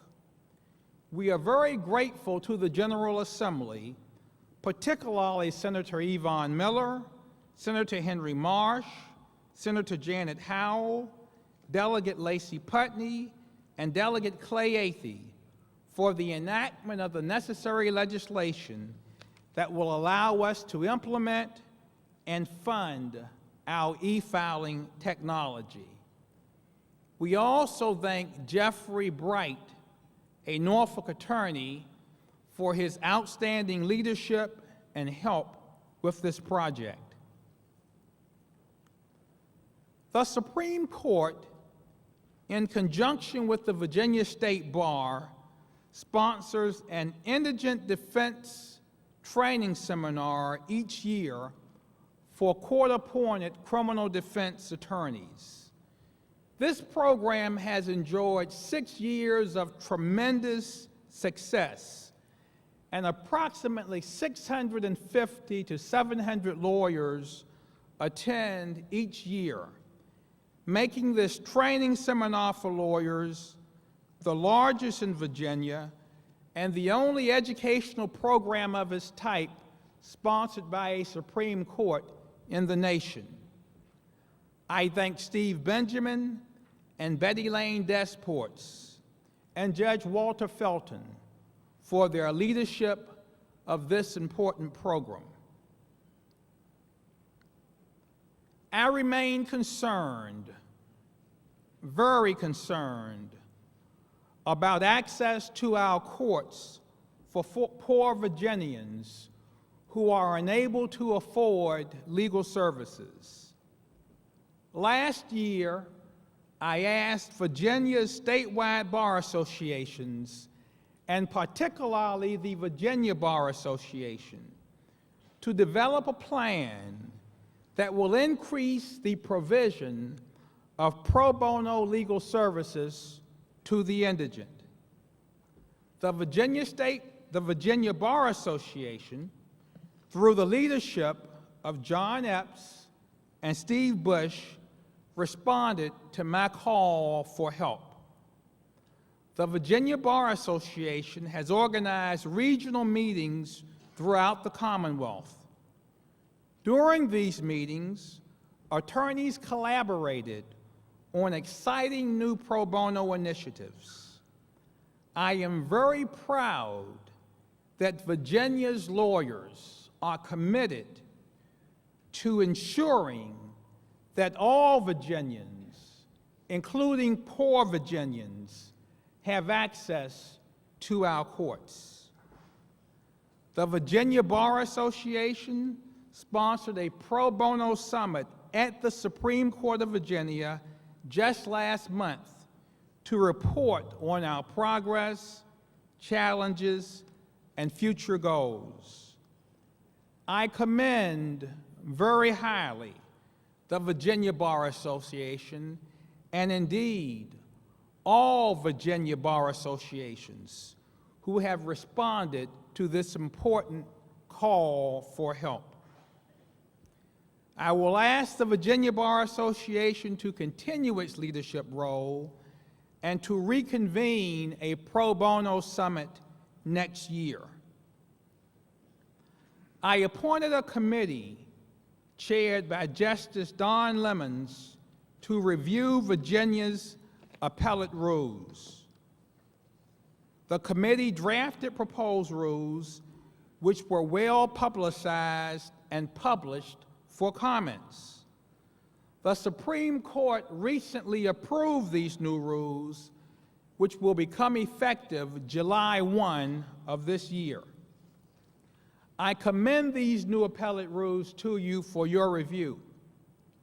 Additionally, we will encourage bar associations throughout the Commonwealth to sponsor continuing legal education programs to ensure that lawyers are knowledgeable of the new appellate rules. Our fellow Virginians have entrusted to us great power, great authority, and great respect. Indeed, I can think of no greater honor for a lawyer than to be selected to serve as a judge. In the past, I have asked, and I continue to ask, that we as judges serve with hearts of humility, servanthood, and respect. I am very proud of Virginia's judicial system because many of the finest jurists in America serve in Virginia. In spite of our economic challenges, which are indeed great, we must retain our spirits of hope, gratitude, and hard work, which has made our Commonwealth and our nation a wonderful place in which to live. Even though our budget reductions and judicial vacancies will cause delay and inconvenience in our courts, we, as judges, we must not be too busy that we cannot listen, and we must always be willing to be patient so that we can continue to learn. We must temper justice with mercy, and I trust that we will always retain our zeal, our passion, and our great love for the law.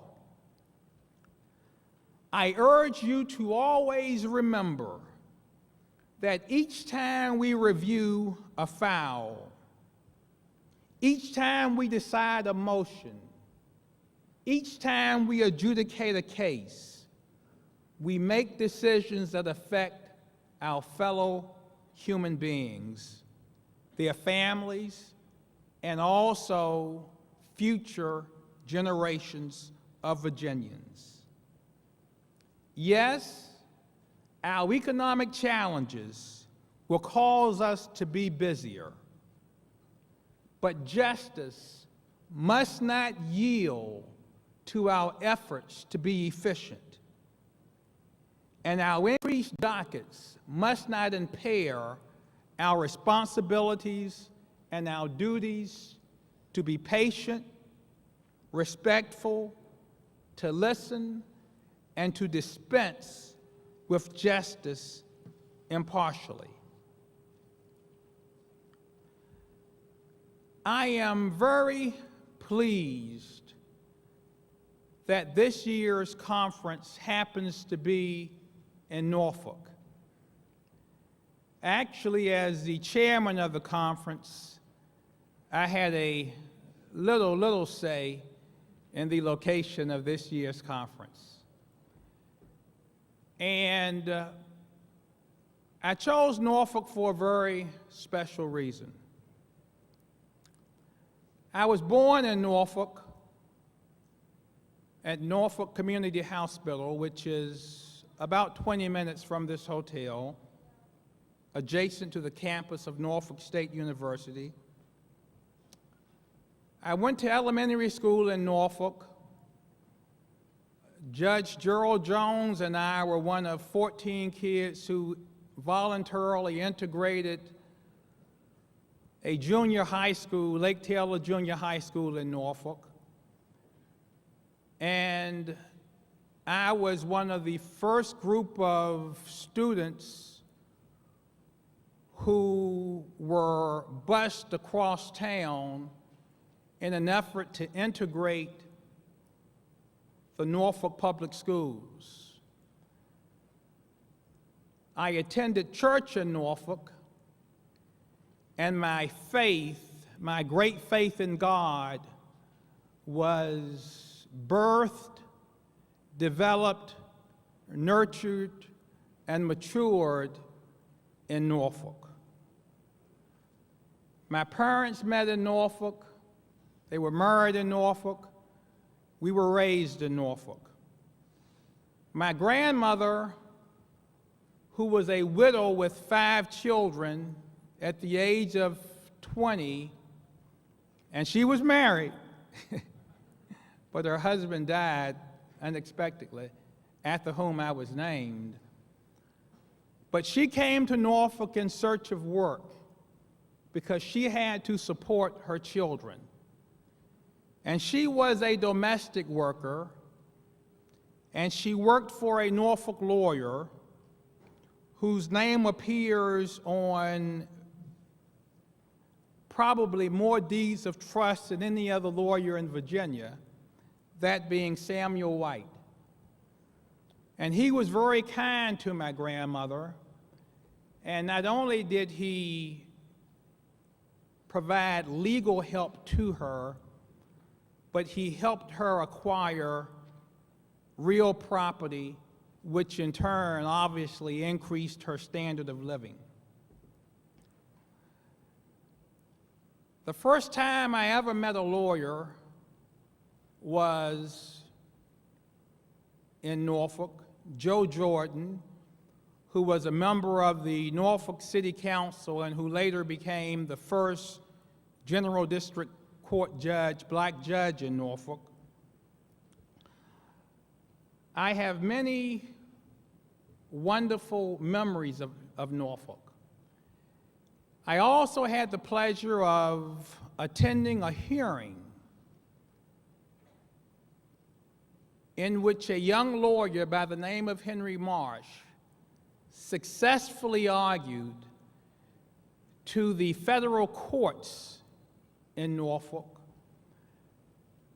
that in order to achieve meaningful education, busing was a necessary tool. And then Attorney Marsh won his case, and henceforth, I and thousands of other Norfolkians who were in the public schools began the experiment of racial integration in our public school system.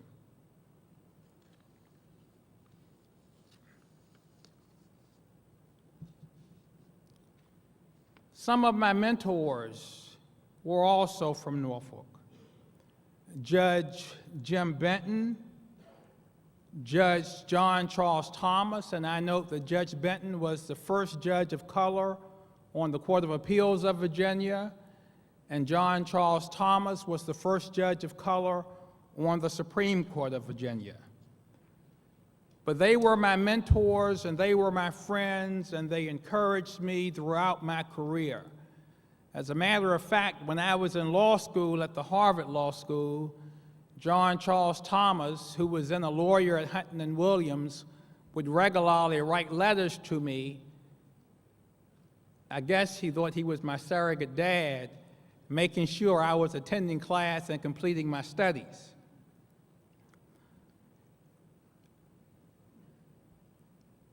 About 9 years ago, the Supreme Court of Virginia asked the General Assembly to change the method in which we select the Chief Justice.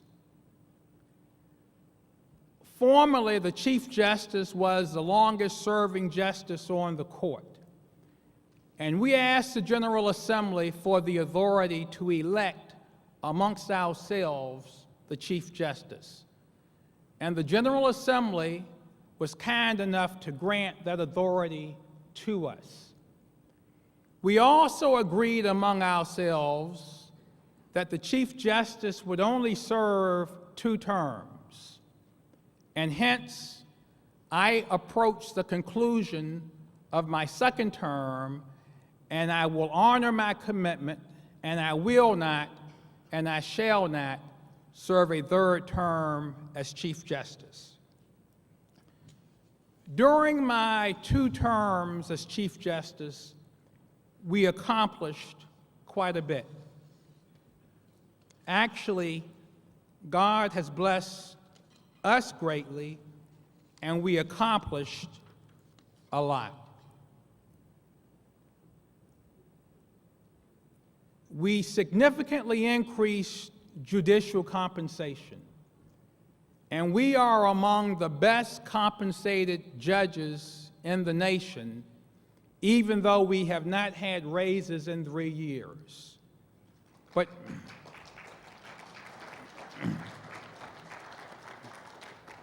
we have implemented comprehensive magistrate reform.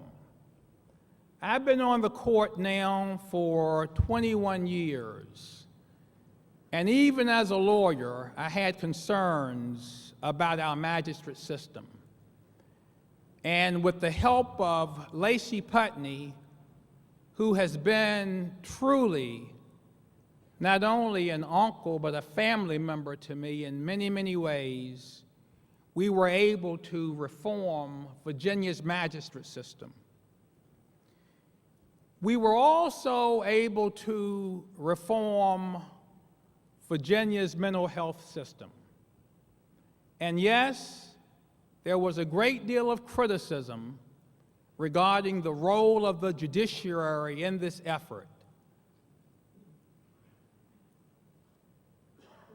But criticism is a part of progress. And Virginia's mental health statutes were in dire need of reform, and they had not been reformed comprehensively in over 50 years. And it was time for a change. And I thank the General Assembly very, very much for its willingness to support our Mental Health Commission's recommendations. Because from my perspective, we have a moral obligation to help those who are unable to help themselves. Diversity. We've made great strides in diversity. When I became a lawyer, Virginia's judiciary did not look like Virginia. When I became the Chief Justice, many of our committees did not look like Virginia. I made it my business to ensure that on every major commission, we had geographical diversity, religious diversity, racial diversity, and gender diversity. It's my belief that unless the judiciary is diverse, we will not enjoy the support of all segments of Virginia. And that, my friends, is very, very, very important to me.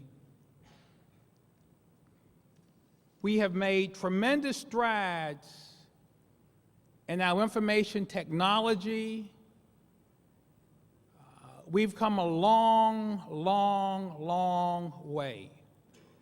And with the help of John Chichester and Lacey Putney, we were able to develop an information technology fund that will ensure a dedicated stream of income that will enable us to continue to improve our information technology.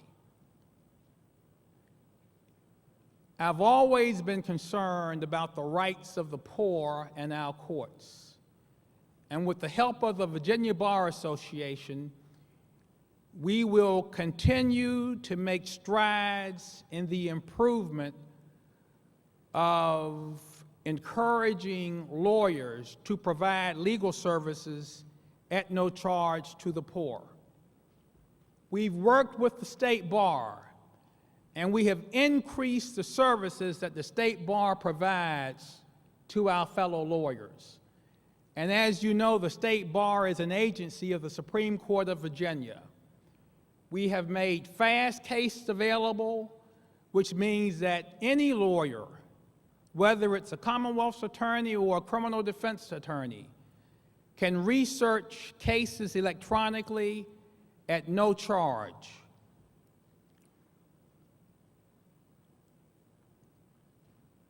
We have also increased compensation for court-appointed attorneys. And that was very, very important to me. And I was extremely happy when the General Assembly embraced our plan to improve compensation for these lawyers. I have enjoyed a very busy, at times a very stressful, but a very enjoyable 8 years serving as your Chief Justice. My term expires on February 1, actually January 31, and I will continue to be very busy and to be very innovative and creative until 11:59 a.m. on January 31. But I say this, and I say this with a great heart. God has blessed me tremendously. I love God, and I thank God for all that He has done for me. And the successes that I have achieved, that we, W-E, working together have achieved, would not have been possible without His great blessings. I am honored to have had the opportunity to serve as your Chief Justice, and I thank and I praise my God for His support, for His encouragement, and for His abundance of blessings. You are wonderful judges. And you are wonderful judges because you are bright, you are dedicated, and you care. I hope that you will always remember that we are not kings and we are not queens. Being a judge is not who we are, but it is what we have been asked and accepted to do. What are we? We are public servants. And what does a servant do? A servant serves. I thank you, and may God bless our honorable courts and this great Commonwealth.